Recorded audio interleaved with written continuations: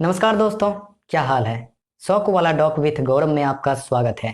आज minimalism documentary से कुछ ज्ञान की बातें सीखेंगे। Documentary about important things. ये डॉक्यूमेंट्री इस बात पे फोकस करती है कि हमारे पास जो भी चीजें हैं, क्या वो जरूरी है या फिर हम ऐसे ही उसे इकट्ठा करते जा रहे हैं। आज हम जो स्टैंडर्ड ऑफ लिविंग फॉलो करते हैं वो वेस्ट से आया है। तो क्या वेस्ट के लोग हर वो चीज इसलिए खरीदते हैं कि वो जरूरी है, उससे इनकी जिंदगी में थोड़ी खुशी मिलेगी, कुछ वैल्यू ऐड होगा, या फिर इसलिए खरीदते हैं कि उनके पास पैसा है, वक्त है, तो हर चीज क्यों ना खरीद लिया जाए, या फिर उनको लगता है कि ये चीज इकट्ठा कर लेने से, अपने घर को हर तरफ से भर लेने से हमें ज्यादा खुशी मिलेगी। लोगों को लगता है कि एडिक्शन सिर्फ शराब सिगरेट जैसी चीजों का होता है, लेकिन सामान खरीदने का, सामान इकट्ठा करने का भी एडिक्शन होता है। लोगों को इल्यूजन है कि वो परफेक्ट होते जा रहे हैं। जब इंडस्ट्री और कोई भी मीडिया इंडस्ट्री जब एडवर्टाइजमेंट करती है, चाहे वो फिल्मों के द्वारा हो, रोड साइड जो एडवर्टाइजमेंट होता है उसके द्वारा हो, किताबों के द्वारा हो, ऑफिस के द्वारा हो, टैक्सी के द्वारा हो, शॉप के द्वारा हो, हर तरफ से हर चीज बेचा जा रहा है आपको, और बताया जा रहा है कि यदि ये सामान आपके पास नहीं है तो आप परफेक्ट हैं ही नहीं। लास्ट 100 ईयर में जरूरी सामान के महीने ही बदल गए हैं।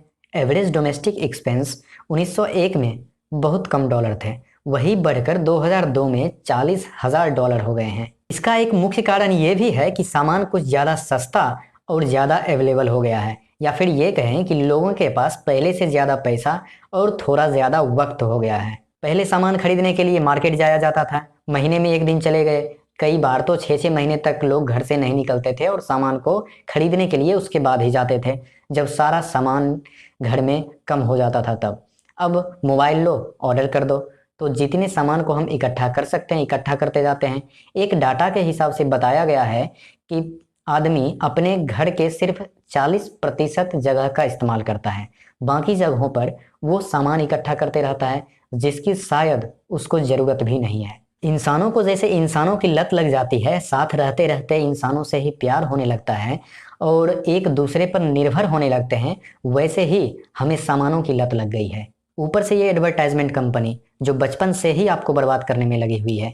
1983 में बच्चों के सामान की मार्केटिंग $100 मिलियन की थी, वही बढ़कर 2006 में $17 बिलियन की हो गई है। और बच्चों के सामान की मार्केटिंग होती किस चीज़ की है? जंक फूड की है, खा लो बीमार पड़ जाओ। वैसे गेम को प्रमोट किया जाता है जिसमें बच्चे क्राइम करते हैं, जिससे उनके दिमाग पर ज्यादा प्रेशर होता है, ना उनको पढ़ने में मन लगता है, ना किसी दूसरे सकारात्मक काम में, ना वो खेलना चाहते हैं। बचपन से ही मोबाइल की ऐसी लत लग जाती है कि हमारा फोन वाइब्रेट भी नहीं होता है और हमें लगता है कि वाइब्रेशन हो गया है, और हम मोबाइल को चेक करने लगते हैं। एक बार चेक करना शुरू किए फिर रुकने का नाम कहाँ लेते हैं हम लोग इस चक्कर में कितने बीमार पड़ते जा रहे हैं वो आप अपने आसपास देख सकते हैं। ये मिनिमलिज्म शुरू करने वाले, उनके माँ को भी स्टेज 4 कैंसर था। हर किसी को कुछ ना कुछ बीमारियां हैं, पर उनको हेल्थ पर ध्यान नहीं है। दुनिया में कुछ भी चल रहा हो, उनको हर चीज खरीदनी है, वो भी सबसे पहले। देखते हैं ना, कोई भी एप्पल का मोबाइल या फिर बड़ी कंपनी का कोई सामान या फिर कार लॉन्च होता है तो लोग किस तरह से पागल हो जाते हैं, उसे खरीदने के लिए कितने बेताब हो जाते हैं, और जो भी सामान है वो कुछ सेकेंडों में आउट ऑफ स्टॉक हो जाता है। इसलिए नहीं कि वो बहुत अच्छा सामान है, इसलिए कि लोगों को, दूसरों को दिखाना है कि ये सामान सबसे पहले मैंने खरीदा था। बहुत से लोग तो मोबाइल इसलिए खरीद लेते हैं नए वाले कि वो अपने मोहल्ले में, वो जहाँ रहते हैं, जिस कॉलेज स्कूल में पढ़ते हैं, वहां पर उनको दिखाना रहता है कि वो मोबाइल सबसे पहले उन्होंने खरीदे है, वो मॉडल सबसे पहले उनके पास आया है और किसी के पास वो मॉडल नहीं है। औसतन 150 बार मोबाइल खोलने वाले लोगों को जब ये सारी चीजें बताई जाती है तब वो लोग भड़क जाते हैं।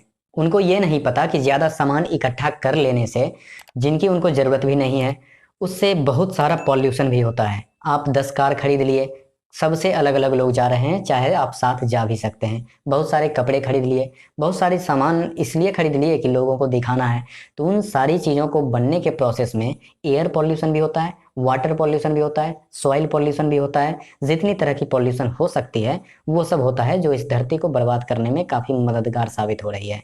और ये सब सुपरस्टार को देखकर काफ़ी कुछ अपने आप में बदलाव लाते हैं।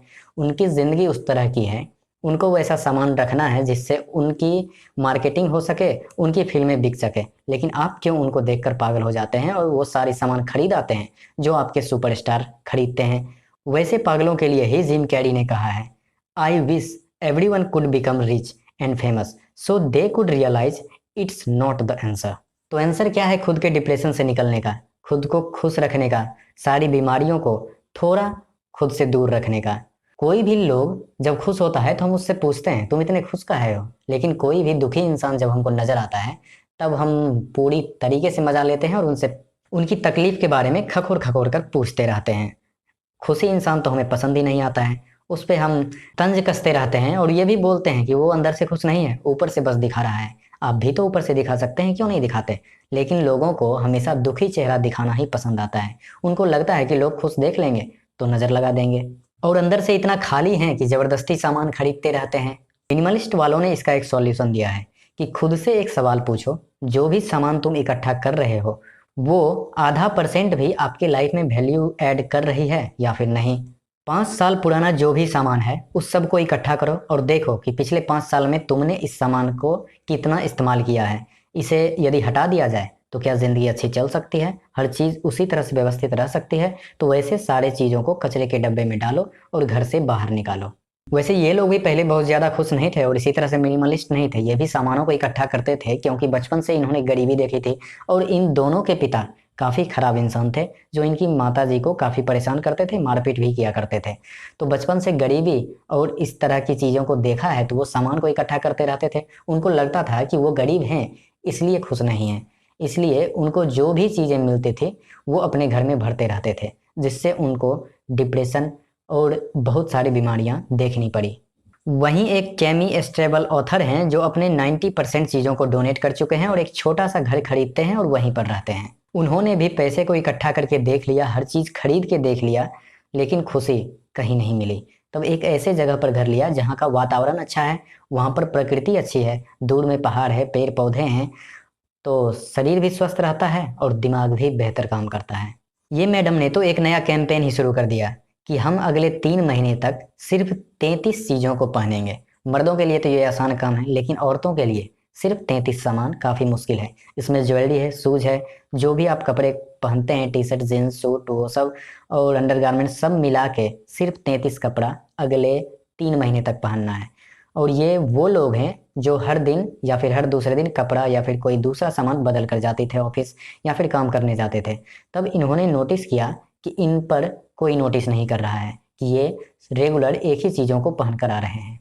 हम हमेशा यही सोचते रहते हैं कि लोग क्या सोचेंगे। यदि एक ही चीज़ को, लड़कियों में ये ज़्यादा होता है कि एक ही ड्रेस को दूसरी शादी में वो पहन के नहीं जा सकते, उनको लगता है कि लोग क्या कहेंगे, और लोगों को भी लगता है कि लोग क्या कहेंगे, और इनको पता ही नहीं कि लोगों को क्या ही फर्क पड़ता है कि आप क्या पहन के आते हैं और क्या नहीं पहन के आते हैं। 100-200 लोगों में लोगों को इतना ही फुर्सत है कि वो आपको जज करते रहें, और यदि उनको इतना ही फुर्सत है तो आपको क्या पड़ी है ऐसे लोगों पे ध्यान देने की। तो जितना कम सामान होगा सफ़र उतना आसान होगा। आपको यदि ये लगता है कि सामान को इकट्ठा कर लेने से खुशियाँ बढ़ती ही जाती है तो ऐसा ये सब साबित कर चुके हैं कि ऐसा नहीं होता है। या फिर आपको ऐसा लगता है कि ऐसा होता है तो अपने आसपास में खुद से जो अमीर हैं, जहाँ पर आप पहुँचना चाहते हैं, उससे वैसे आदमी को देख लें, क्या वो खुश हैं? खुशहाली का एक पैमाना होता है कि यदि आप इतना कम में हैं तो खुश नहीं रह सकते हैं, आपको कोई भी मूलभूत सुविधाएं नहीं मिल सकती हैं। और ये पैमाना दिया गया है $70,000। यदि आप यहाँ तक जाते हैं तो आपकी लाइफ बेहतर होती जाती है। आप जो सामान इकट्ठा कर सकते हैं वो आपकी ज़िंदगी को बेहतर करता है और थोड़ी खुशियाँ लाता है, लेकिन इससे ज़्यादा पैसे की ज़रूरत नहीं है आपको। है तो उससे सामान खरीदें या फिर ना खरीदें, उससे ज़्यादा खुशी नहीं मिलेगी। तो ज़्यादा सामान को इकट्ठा करना ज़रूरी नहीं है, स्वास्थ्य को इकट्ठा कीजिए, अंत में वही काम आता है। विदेशों में लोग मेडिटेशन को अपना रहे हैं। वहाँ चाहे कोई डिप्रेशन में हो या फिर कुछ भी हो तो तुरंत वो मेडिटेशन करने लगते हैं कि उनके दिमाग को शांत किया जाए। और यहाँ पर तुम मेडिटेशन करोगे तो लोग सबसे पहले यही पूछेंगे, बीमार पड़ गए क्या? यहीं से मेडिटेशन शुरू हुई और यहीं पर इस मेडिटेशन पर सवाल उठा दिया गया कि जब एक वक्त आएगा ज़िंदगी में जब कुछ करने लायक नहीं रहोगे तब जाके मेडिटेशन करना। उस वक्त वो मेडिटेशन कोई काम भी नहीं आता है। तो स्वस्थ भी पहले होना है, डिप्रेशन में भी कम रहना है, ज़िंदगी अभी जीनी है तो ध्यान भी अभी ही करना होगा। हमें नीड और वांट का फ़र्क समझना ही पड़ेगा, नहीं तो ये एडवर्टाइजमेंट इंडस्ट्री और ये जो आसपास की चकाचौंध दुनिया है वो आपको बर्बाद करके रख देगी। तो यही थी मिनिमलिज्म डॉक्यूमेंट्री की कुछ बातें जो शायद आपके थोड़े काम की होगी।